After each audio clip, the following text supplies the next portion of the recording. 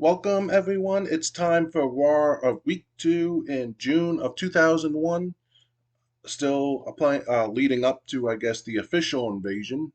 Um, but I got the card for RAW all set. So let's run the show and let's see what happens.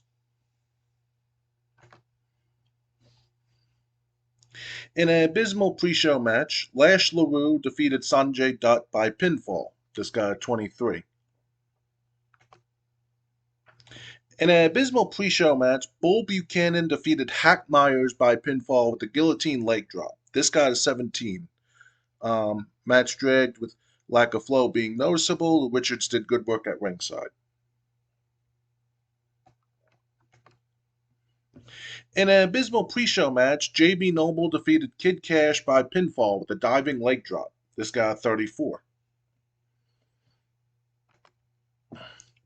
So Vince McMahon comes out to the ring with Stephanie McMahon and William Regal behind him. And Vince McMahon goes, "Well, how about that? I'm in a great mood because for those of you who missed SmackDown, my son Shane's effort to recruit Kurt Angle for WCW didn't turn out the way he had hoped. But I had some thoughts after SmackDown went off the air. You see, two can play that game. WCW has a lot of young talent that will suffer from the same fate Kurt would have once Shane gets more bigger stars from WCW. So I want the WCW wrestlers to keep this in mind. The wrestler I am watching closely might be you." And this got a 59. Vince improvised well throughout the segment, even though the storyline lost heat.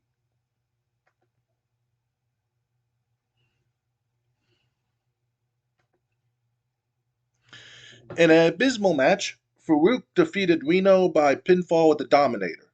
This was part of the tournament, so Farouk advances to um, the quarterfinals. This only, like I said, this got 39. They didn't click, and it showed. The match cooled the crowd a little. That's what I get for putting guys that have low popularity in the tournament.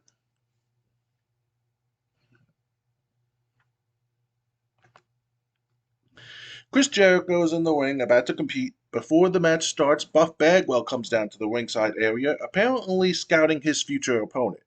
Chris Jericho does not look happy about it and appears somewhat distracted too. This got a 54. In about had a decent reaction from the crowd, but subpar wrestling, Chris Jericho defeated the Good Father by submission with the Lion Tamer. The Good Father and Steven Richards have great chemistry. Richards did good work at ringside, and this got a 73. A music video shown promote Kane. This got a 73. Then Booker T is being interviewed by Kevin Kelly. Kevin Kelly goes, "Booker T, tonight you have to defend your WCW United States Championship match against Bubba Ray Dudley. Are you concerned about this or defending your WCW World Heavyweight Championship against Kane?" And Booker T goes, "Man, do you think I look concerned? I hold these two championships for a reason. Myself and the other guys from WCW are tired of being overlooked as second rate without even having a chance before most people form their opinion. I also hate that because when Shane brought all of us to Raw that first night, I was on the injured list and couldn't get clear to compete. I had to sit out for a month and watch the guys I work with represent WCW. So returning to action is something I have been craving." And Kevin Kelly goes, "Well, what about what happened on SmackDown when you and Canyon lost to Kurt Angle in a triple threat match?" And Booker T goes, "Kevin, who did Kurt Angle make submit on SmackDown?" And Kevin Kelly goes, "He made Canyon tap out to the ankle lock." And Booker goes, "Exactly. Canyon went into business for himself, and he ended up tapping out to Kurt Angle. As for Kurt, you know things would be different if we would meet in the ring one-on-one. Now, if you think I'm lying, ex Bubba Ray Dudley after tonight, or ex Kane after King of the Ring. Now, can you dig that, sucker?" This got a 61. In a decent match, Big Show defeated Billy Gunn by pinfall with a chokeslam. This got a 71. So The Undertaker turns a corner backstage and spots Steve Austin, who also sees him. A chase begins, but Steve Austin prepared for it as he reaches a waiting car first and is able to screech off into the night. The Undertaker is unwilling to give up, though, pulls someone out of their car, jumps into a car, and heads out in pursuit. So this got a 74. Undertaker basically chased Stone Cold out of the arena. In a decent match, Booker T defeated Bubba Ray Dudley by pinfall with a missile dropkick. But Booker T successfully defends the United States Championship, and this got a 58. William Regal comes to the ring, and Regal goes, "All right, China, now is the time. If you want to get rid of the issue between us, you come to this ring, apologize to me, and like the gentleman that I am, I will accept your apology, and this issue between us will be over. So come on out, and let's put this issue to rest." The entryway remains empty with no music playing. Regal goes, "Sunshine, I'm not waiting all night. I said I would put our issue to rest if you came out here and apologized for embarrassing me, so let's get on with this." So then China's music starts playing, and she comes out. She gets in the ring and goes, "So you just want an apology?" And Regal goes, "That's exactly what I want." And China goes, "All right, William, I'm sorry." Regal goes, "I accept your apology."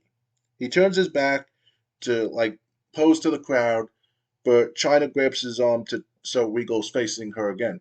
And China goes, "You didn't let me finish. I'm sorry for this." And then she kicks Regal in the balls. Regal goes down. China smiles at what she did, then leaves the ring while William Regal's rolling around on the ring mat in agony. This got a 40. It cooled the crowd a little, unfortunately. In a bout that had great heat and good wrestling, Triple H defeated Diamond Dallas Page by pinfall with a pedigree. During the match, we also saw Edge run in and attack DDP, and Christian did the same. This got a 62. So Diamond Dallas Page is being attacked 3-on-1 by Triple H, Edge, and Christian. Seeing the assault, Shane McMahon comes running in, I would assume with the steel chair, and fights all three of them off, saving DDP from a serious beating.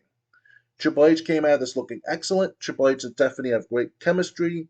The lack of storytelling, lack of anything interesting happening was a problem, and the angle cooled the crowd a little.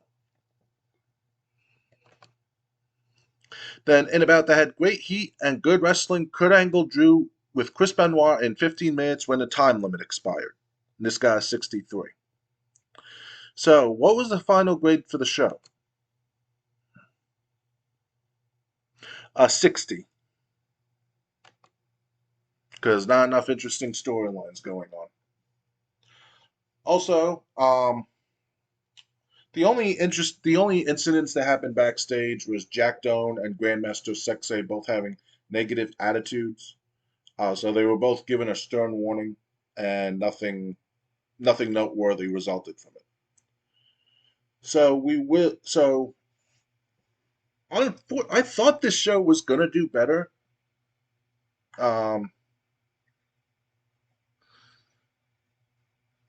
Yeah, that's all I could say. I thought the show was gonna do better, but unfortunately, it's just so hard to get the popularity that they want. Especially, you need 5 storylines with 70 heat or more. I might just keep losing popularity until I fall in size, and then they say, okay, you need 3 storylines with 50 heat, which I'll be able to achieve every day. But before I check the mail and decisions, which might be people wanting to be released, let's see if there's anything. The feedback from viewers has been okay, although, as always, there is a few extremists who either loved it or hated it. All right. So let's see what the mail was. TSN in Canada was unhappy. RAW got a 1.91 rating. Drug test fees. Johnny Ace says China has poor ring psychology. The kid is probably not worth keeping around. Steve Kern goes, Bubba Ray Dudley is pretty good in the ring. You should push the kid.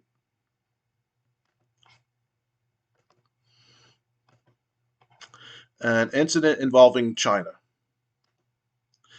She's been identified as a drug user. All right, a hard drug user. So I'm just gonna fine her because I'm using her right now, even if she doesn't want to be used. So this was Monday Night Raw for the second week of June in 2001. The next episode or the next video will be Sunday Night Heat. But until then, good night, everyone.